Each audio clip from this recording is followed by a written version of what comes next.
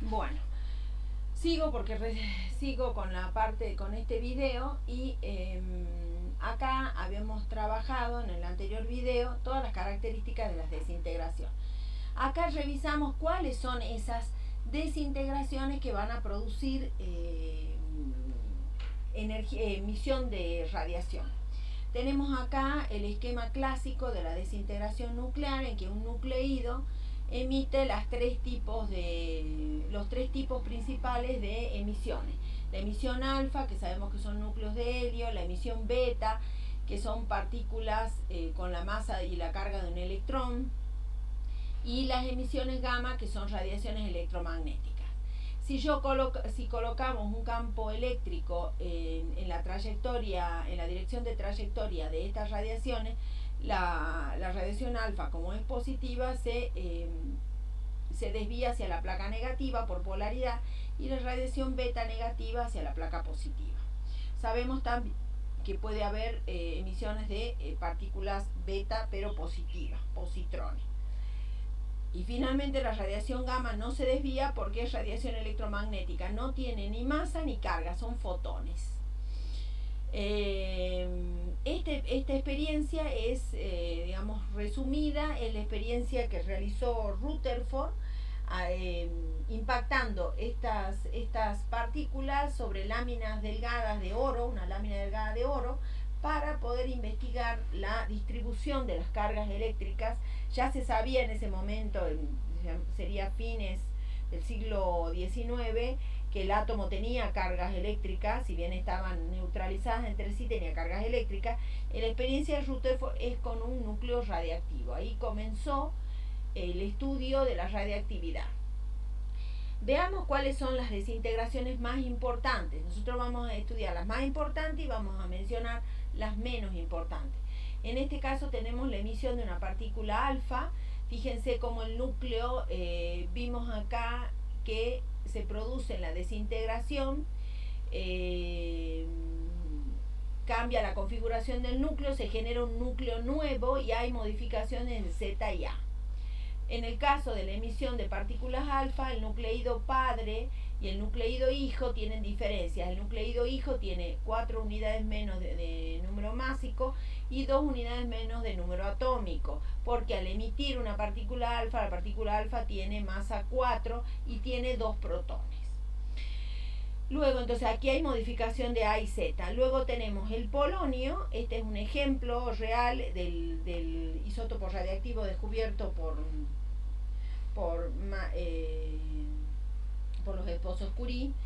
El polonio lo descubrieron junto con el radio. Acá se produce la desintegración beta y observamos la generación de un nuevo núcleo, el núcleo de plomo 206, con emisión de partículas alfa.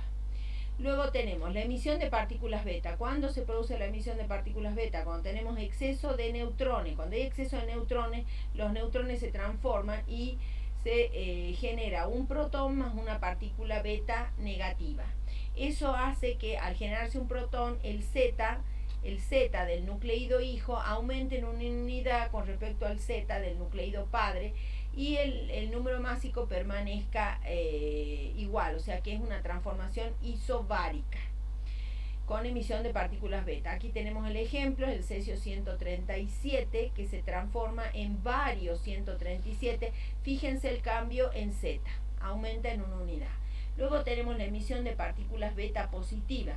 Esas son características de nucleído con exceso de protones, por lo tanto, esos protones se transforman en neutrones y con emisión de partícula beta positiva, que es lo que llamamos, es lo mismo que una partícula beta negativa, solamente que con carga positiva. Entonces, al generarse un protón, transformarse en un neutrón, el Z disminuye en una unidad y el A se mantiene constante. O sea, son características, transformaciones isobáricas. Aquí tenemos el ejemplo del oxígeno 14, que se transforma en nitrógeno 14, entonces 14. Y el Z-1 es 7. Estas serían las transformaciones más importantes. Acá tenemos también un resumen de emisión de partículas beta, cuando el número de neutrones supera al número de protones, y beta positiva cuando ocurre justo al revés, y aquí están las transformaciones. Se destaca también la captura electrónica K, se llama captura electrónica o captura electrónica K. Es la captura del núcleo de un electrón del primer nivel del átomo, del primer nivel energético electrónico, que normalmente lo notamos con un número cuántico que se llamamos principal, n igual a 1, n igual a 2, n igual a 3, etc. En lugar de llamarle n igual a 1, n igual a 2, n igual a 3, lo notamos con letras mayúsculas, K, L, M. Entonces, de esos primeros niveles, el nivel K y el nivel N, que están más próximos al núcleo, se produce la captura de un electrón, entonces se combina con un protón y genera un neutrón. Entonces el efecto neto es que el Z del nucleido hijo tenga una unidad menor. Esa unidad menor y que la se mantenga constante. Entonces, al igual la captura K como las de emisiones beta también son isobáricas. Una cuestión que hay que hacer notar es que desde el punto de vista del balance energético es mucho más favorable una captura K que una emisión de partículas beta positivas. Con respecto a esto del balance energético, vemos que las desintegraciones, acá tenemos los ejemplos, conservan la masa, conservan el número de nucleones, conservan la cantidad de movimiento y conservan la energía. Para plantear esa conservación de energía, justamente se planteó la existencia de esta partícula que es el neutrino. El neutrino es una partícula que prácticamente no tiene masa, no tiene carga y fundamentalmente lo que tiene es energía y sirve para plantear conservar el balance energético de la transformación nuclear.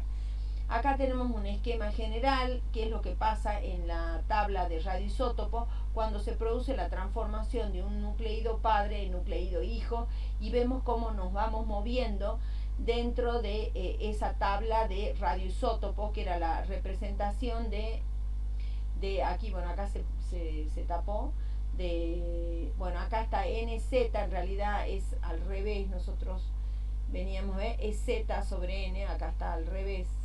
Puede ser que lo haya dado vuelta yo cuando lo pegué, pero lo importante es esto, que cuando se produce la emisión de partículas beta, voy generando nucleidos hijos que están en esta diagonal, ¿sí? Cuando se produce la emisión de partículas alfa, me muevo en esta dirección, entonces genero un nuevo nucleido hijo. Y también están marcadas acá otras dos desintegraciones que son menos frecuentes, que es la emisión de protones, la emisión de protones, la emisión de neutrones. Bien, acá tenemos lo que se llama un esquema general de desintegraciones. Vimos que las desintegraciones pueden seguir distintos caminos, diferentes y simultáneos. Aquí faltan 2 puntos, diferentes y simultáneos. Acá está, emisión de partícula beta negativa, transformación de nucleido padre en nucleido hijo, y luego ese nucleido hijo que está en estado energético elevado se desexcita emitiendo fotones gamma, emisión de radiación gamma, y se genera finalmente el nucleido hijo. Ese puede ser una vía de transformación. Acá, por ejemplo, esto ocurre de tal manera que un porcentaje de los nucleidos padre se transforman por un camino y otros por otro camino. Hay porcentajes fijos de cada camino. Acá, por ejemplo, podemos seguir una desintegración por emisión de partículas beta negativa, o bien puede ser beta positiva o captura K, y luego desexcitación del núcleo emitiendo fotones gamma. Recuerdo algo muy importante: cuando se produce la desintegración vía la emisión de radiación gamma, no hay cambios en el núcleo con respecto a A o a Z. Esa es una característica de la emisión gamma, porque no es una emisión de radiación con masa o carga, sino son fotones. Bueno, entonces este núcleo tiene porcentaje fijo de esta emisión y porcentaje fijo de este camino de emisión. El nucleido puede también emitir partículas alfa, o bien partículas alfa y una desexcitación por vía de emisión de radiación gamma. Todas estas transformaciones, desintegraciones, tienen porcentajes fijos y son característicos del nucleido. Bueno, esta diapositiva nos indica lo que es el poder de frenado de distintos materiales a las distintas radiaciones. El papel a la radiación alfa, el aluminio a la radiación beta, o sea, los metales en general, el plomo, que es mucho más masivo que el aluminio y tiene mayor masa y mayor densidad, puede frenar la radiación X. Por eso los que trabajan con equipos de rayos generalmente tienen una indumentaria de este material para protegerse, porque frena la radiación, evita que llegue a los tejidos biológicos.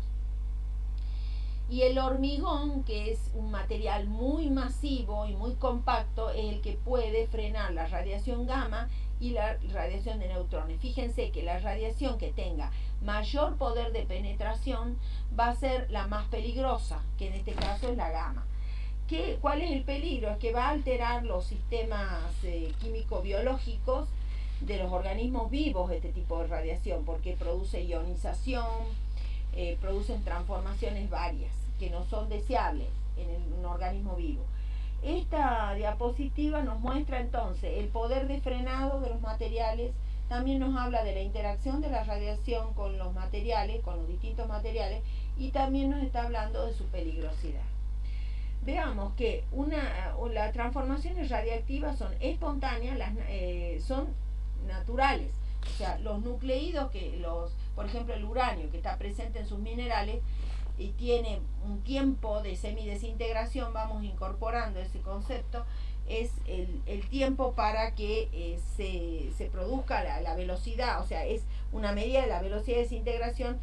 Está desintegrando todo el tiempo, y ese tiempo es de millones de años, comparable a la vida de la Tierra.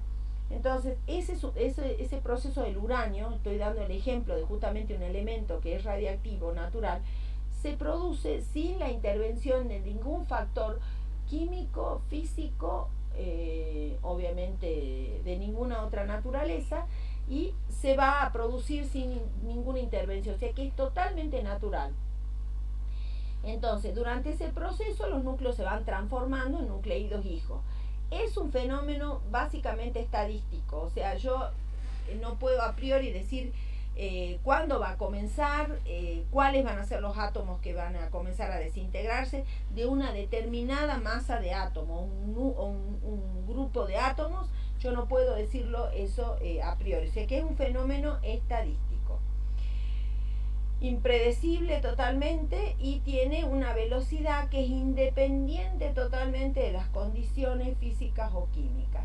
Se va a caracterizar por una velocidad de desintegración expresada en el tiempo de semidesintegración, tiempo en el cual se desintegran la mitad de los átomos de la población, de esa población de átomos que tienen núcleos radiactivos. A nosotros nos interesa fundamentalmente lo que ocurre en el núcleo, en esta parte de la materia. Se incorpora entonces ahora el concepto de actividad. La actividad es también una medida de la velocidad de desintegración, porque nos mide la variación de los núcleos atómicos a medida que transcurre el tiempo. Es una diferencial, es una expresión matemática diferencial y negativa, porque a medida que transcurre el tiempo y los núcleos se van desintegrando, va disminuyendo el número de núcleos radiactivos, o sea, el número de núcleos radiactivos padres, porque se van transformando en nucleídos hijos, que pueden ser radiactivos o no. Va a depender de la conformación de ese núcleo. Yo les anticipaba que depende del número de átomos, del número de nucleones, o sea, número de neutrones y protones. Hay números que se llaman mágicos, porque justo esos nos dan nucleídos estables. Pero si no es así, el nucleído hijo también va a continuar su proceso de desintegración. A su vez, la actividad es proporcional al número de núcleos radiactivos, a n. Y la constante de proporcionalidad es lo que se llama la constante de desintegración, que así como el tiempo de semidesintegración es característica de cada nucleído. Y como una obviedad les diré que entonces van a caracterizar a cada nucleído. Bien, acá están las unidades de la actividad, que vuelvo a recordar que la actividad es una medida de la velocidad de desintegración. Por lo tanto, va a depender esa velocidad de desintegración del tiempo de semidesintegración o bien de la constante de semidesintegración y también del número de átomos, iniciales de nucleídos padres. Se mide en Becquerel, en Curie, en Rutherford. Acá hay algunas unidades que están fuera de uso, como el caso del Becquerel y el Rutherford. La que se usa fundamentalmente es el Curie, que es básicamente 3,7 por 10 a la 10 desintegraciones por segundo, que corresponden a la actividad de un gramo de radio. Justamente el Curie se lo utiliza en honor a los esposos Curie y además considerando que ellos descubrieron este elemento radiactivo junto con el polonio. Veamos, aquí hay expresiones matemáticas que hay que destacar. Sabemos que la actividad podemos igualar la expresión matemática diferencial con esta expresión que es igual a el signo negativo pasó a la otra lado de la igualdad y nos queda igual a menos lambda por n. Esta ecuación puede ser integrada y una vez integrada podemos obtener una expresión matemática de la relación de los nucleídos radiactivos en un tiempo t que va a ser proporcional al número de nucleídos iniciales, número de núcleos iniciales, y multiplicado por una expresión exponencial negativa, ¿sí? Esto, como sabemos que la actividad es proporcional al número de átomos o núcleos radiactivos, podemos reemplazarla por la actividad y nos queda expresada en una expresión exponencial. El tiempo de semidesintegración se puede calcular a través de esta expresión, considerando que la actividad al tiempo de semidesintegración es igual a la mitad de la actividad inicial. Entonces, reemplazando valores, esto lo pueden hacer ustedes matemáticamente porque es muy sencillo. Lo que ya han hecho análisis matemático 1 tienen que poder hacerlo perfectamente. A partir de ahí sabemos que el tiempo en que la actividad se reduce a la mitad va a ser igual al tiempo de semidesintegración, que se nota con una T mayúscula y un subíndice, un medio. Esto nos va a quedar en función ahora, en esta expresión matemática, en función de la constante de desintegración. Fíjense que ambos magnitudes que caracterizan al nucleído están relacionadas en esta ecuación. Bueno, veamos, acá está la representación. Acá se representa el número de nucleídos en función del tiempo transcurrido y obtenemos una expresión exponencial, ¿eh? Una hipérbola,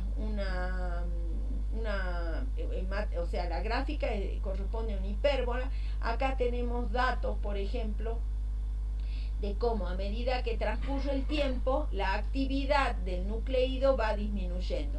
Por eso es que acá tenemos que la expresión de la actividad es menos la variación de los núcleos en función del tiempo, diferencial del número de átomos con respecto al diferencial de tiempo. Entonces aquí vemos en la gráfica que a medida que lo vemos en la gráfica y lo vemos en la tabla, a medida que transcurre el tiempo la actividad va disminuyendo. Ese va a ser un dato muy importante cuando se tenga que manipular estos radioisótopos, por ejemplo, en un reactor de fisión. Entonces la diferencia entre el tiempo de semidesintegración, acá hay un concepto importante que hay que destacar. Es importante no confundir el término tiempo de semidesintegración con el tiempo de vida media, porque el tiempo de vida media es otro concepto diferente. Dice, es el tiempo promedio que debe transcurrir para que un núcleo se desintegre. O sea, es el tiempo de vida media es un término estadístico que lo que hace es medir cuánto demora, digamos, en desintegrarse un átomo y lo divide por el número de átomos de la población de átomos y saca un valor. Igual, ambos, el tiempo de vida media y el tiempo de semidesintegración, están vinculados matemáticamente. Acá está entonces indicado lo que yo les dije en la anterior diapositiva.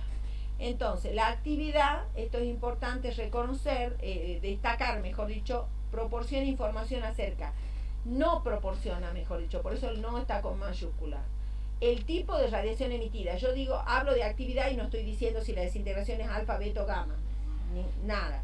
Solamente doy una velocidad de desintegración. La energía tampoco, no indica si se va a liberar mayor o menor energía con un tipo de desintegración o con otro tipo de desintegración. Los efectos de la radiación sobre los organismos biológicos, tampoco. O sea, los efectos de la radiación sobre los organismos biológicos depende de cada tipo de radiación, del tiempo de exposición, de los tejidos biológicos irradiados, o sea que no está relacionado con la actividad. Solo nos indica el número de desintegraciones por unidad de tiempo. Acá tenemos un problemita para calcular, un pequeño problema de cálculo, dice en un experimento biológico, se inyecta a un animal sodio radiactivo que tiene una vida media de 14,8 horas, eso aquí está puesto como vida media, pero es porque es frecuentemente confundido con el tiempo de semidesintegración, pero es el tiempo de semidesintegración. ¿Cuánto tiempo transcurrirá hasta que la actividad radiactiva descienda un 10% de la intensidad original? O sea que la actividad a un tiempo t, al tiempo que tenemos que determinar, se va a disminuir en un 10%, o sea que va a ser 0,1 de la actividad original. Y de esa manera se resuelve. Acá tenemos otro problema, se dispone 20 gramos de una muestra radiactiva y transcurridos 2 días se han desintegrado 15 grados de la misma. Calcule la constante de desintegración radiactiva de dicha muestra y el tiempo que debe transcurrir para que se desintegre el 90% de la muestra. O sea, aquí tenemos 20 gramos iniciales de muestra radiactiva que se transforman en 15 grados de muestra radiactiva en 2 días. Aquí tenemos un tiempo. Con esto podemos calcular la constante de desintegración y luego el tiempo que deba transcurrir para que se desintegre el 90%. Les recomiendo que hagan estos cálculos para ir verificando este tipo de magnitudes como la actividad, la constante de desintegración, el tiempo de semidesintegración. Vean, esta gráfica lo que nos está mostrando es lo que se llama gráfica con esta gráfica nos está mostrando, por ejemplo, la actividad, o sea, el eje está en escala logarítmica. Entonces, al cambiar la escala de las ordenadas en escala logarítmica, podemos obtener gráficas lineales. Entonces, las gráficas lineales nos van a dar rectas que tienen pendiente negativa y nos va a permitir de la pendiente calcular algunas magnitudes importantes, ¿no? Considerando la ordenada al origen y la pendiente, que es una práctica habitual, digamos, en matemática, en física, en química. Bueno. Bien, radioactividad natural. Aquí está lo que es el concepto de vida media relacionado con el tiempo de semidesintegración. Dice, la vida media, acá está, es un tiempo que se mide en segundos, minutos, horas. Los valores de vida media varían de una sustancia a otra, oscilando entre 10 a la menos 9. Recuerdo que la vida media era el término estadístico. Indica acá cómo oscila en 10 a la menos 9 segundos, a 10 a la 14 años para átomos muy estables. Luego lambda representa la probabilidad de que un átomo se desintegre por unidad de tiempo. O sea que nos están dando las magnitudes en que puede alcanzar estos parámetros como la vida media, el tiempo de semidesintegración. Cuando habla de átomos muy estables, quiere decir que hay nucleídos que son más estables que otros, que tardan más en desintegrarse que otros. Un tiempo de vida media bajo indica una sustancia muy inestable cuyo ritmo de desintegración es muy rápido y por ello lambda ha de ser muy grande. Bien, las reacciones nucleares se llevan a cabo entonces con conservación de masa, conservación de energía, conservación de masa y energía. Acuérdense de la propuesta de esa partícula que era el neutrino para cerrar el balance energético, y conservación de carga eléctrica en el caso de emitir partículas cargadas. Bueno, antes de comenzar con reacciones nucleares,